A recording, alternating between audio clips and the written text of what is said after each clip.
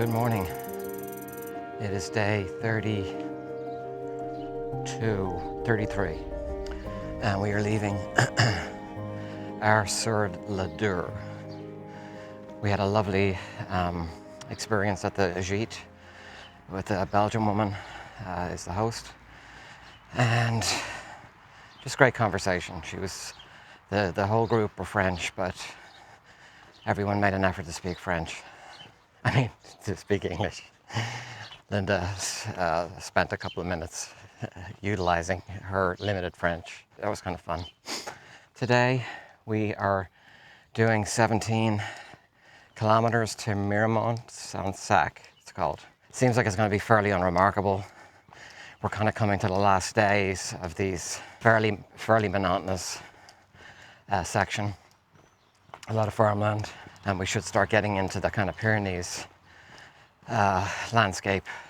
Bag is feeling heavy but fairly decent, and this fog, which is pretty thick right now, is supposed to burn off, and it's supposed to be 76 or something today, so we'll want to try to get out of this as quickly as possible because walking in the sun is just no fun.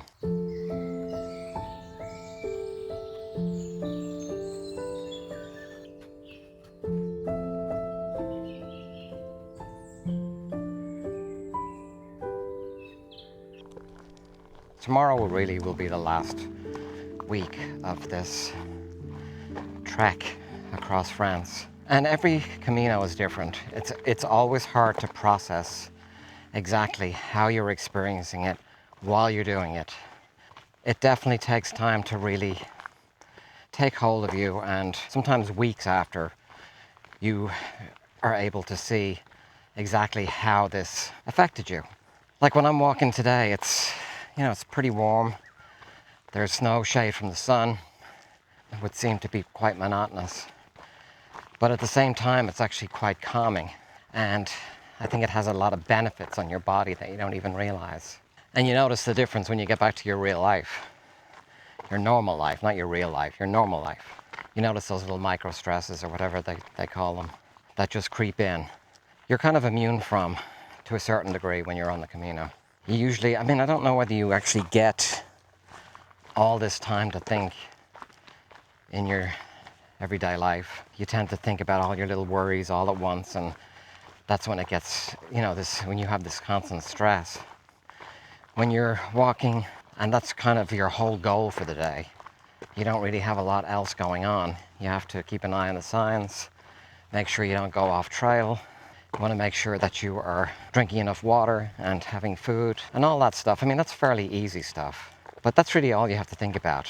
I guess that kind of has a hidden benefit that you don't necessarily feel at the moment. You can feel it, but not always, because sometimes you just can't wait to get to a place. I know from previous experience that I really have only felt and thought about those things well after the fact, well after I was home, and I was able to see it with some perspective. I'm glad I'm journaling because there is so much going on in one day, even though wouldn't call it super important things, but there are little things, like the sound of a cuckoo, which is what I'm hearing right now. And we hear that every now and again. We hear familiar birds. We hear new birds according to the different regions we're in. We see different architecture. The weather changes. The people change a little bit too. So you see that progression when you're journaling and you look back on 4 weeks ago. It seems like it's the same, but it's actually quite different.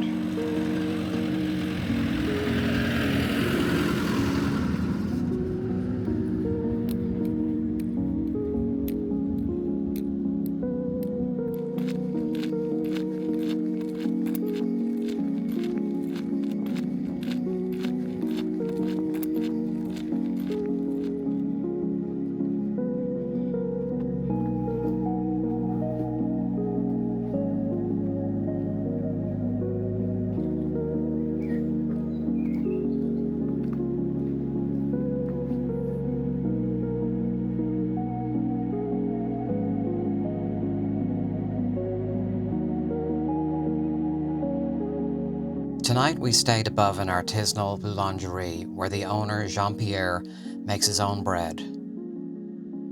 He's pretty new to the pilgrim accommodation business, however, so things were a bit disorganized when we arrived.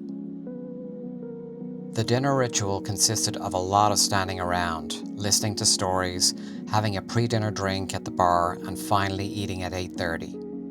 Way too late for this pilgrim, at least. As I lay in bed that evening, I was aware of my internal countdown. Only 1 week left until our final destination.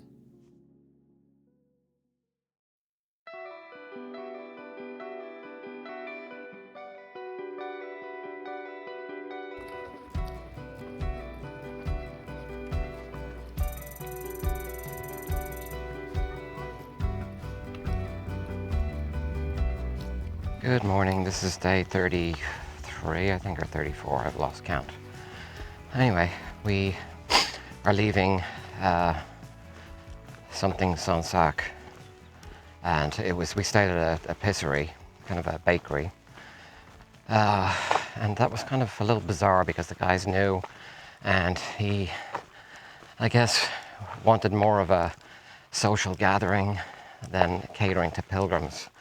So we ended up gathering at 7, which was when dinner was supposed to be. And then we all hung around drinking aperitifs for an hour. So it felt like more the opening of an art gallery than it did a pilgrim dinner. So we finally ended up eating around 8, and that was fine. But the owner didn't speak a word of English, so it was very difficult to figure out what was going on. In fact, it was quite uncomfortable just standing around with mostly French speakers. We've got a 17 or 16 kilometer walk, and it's going to be fairly easy, but it's super soupy this morning. So it rained pretty heavily last night. I'd say probably 2 hours of a thunderstorm. It was fairly violent actually. So it's going to be interesting to see how that's going to affect the trail today.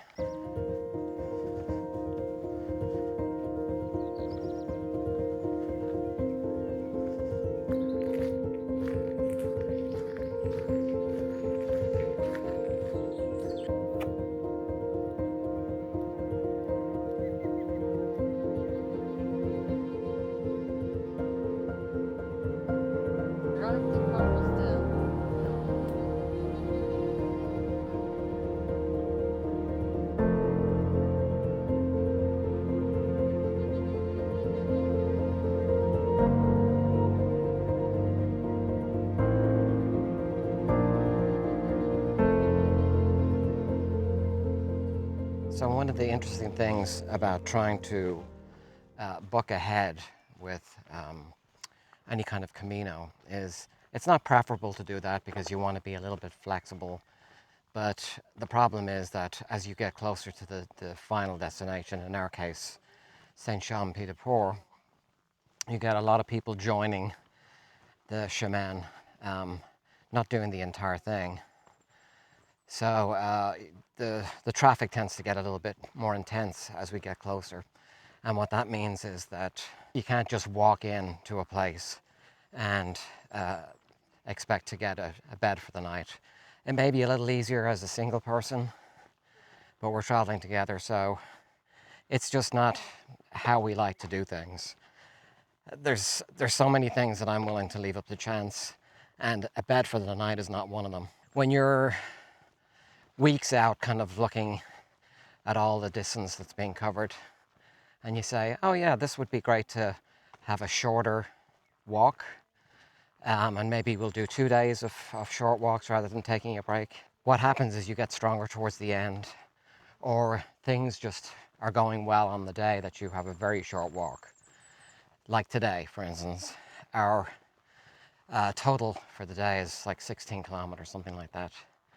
And now we are probably about an hour tops away from our final destination, and it is 11:40.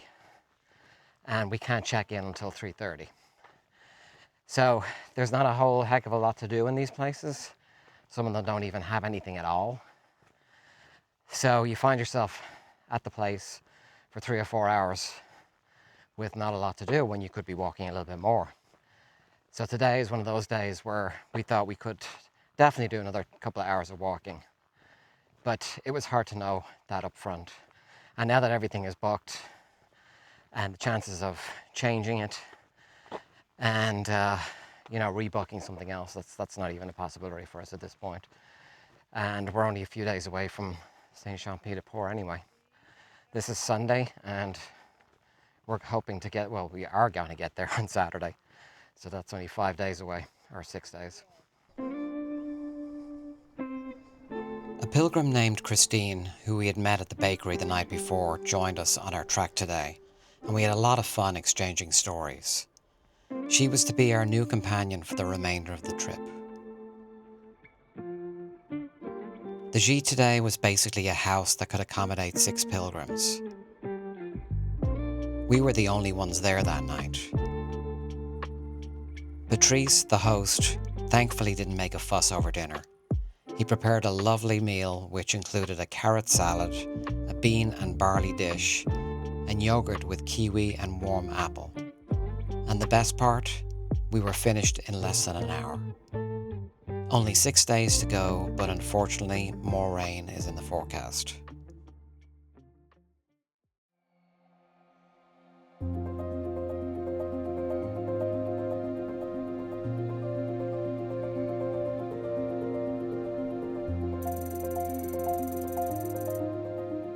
Good morning, this is day 45. No, day 35. It's the 5th of May. We had a really nice time last night. The gîte where we stayed has a capacity of 6 people, so it's pretty small, but it was just Linda and me. That was it. So we had a nice private room, and the meal was just for us, and the gîte owner, Patrice, didn't join us, but that was fine with us. It was the first time we've actually had a demi-pension dinner that didn't last more than an hour. So today we are walking with Christine, and our total trip is about 21 kilometers today. And we've done maybe 5 of that, maybe 6, 5 say. The rain was coming down pretty hard this morning.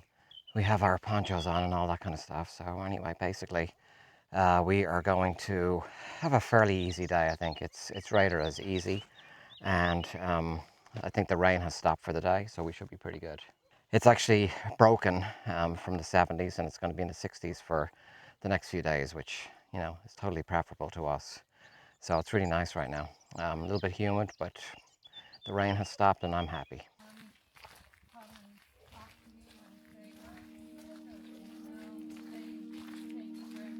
Our French pilgrim friend Christine enjoyed walking with us because she was eager to practice speaking English. She added some much needed variety into our daily conversations. Unfortunately, the rain over the past few days had muddied the trail again, making some of it impassable, at least for us. We reluctantly decided to walk a good portion of the day on the road again, bypassing the worst of the official route.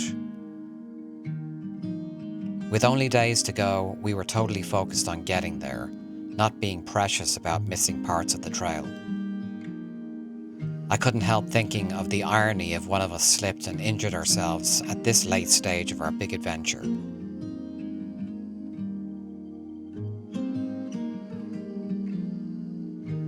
Sometimes I have to dig deep to stay stimulated during the latter half of the day, when tedium begins to creep in. It's easy to become complacent no matter the beauty that surrounds me.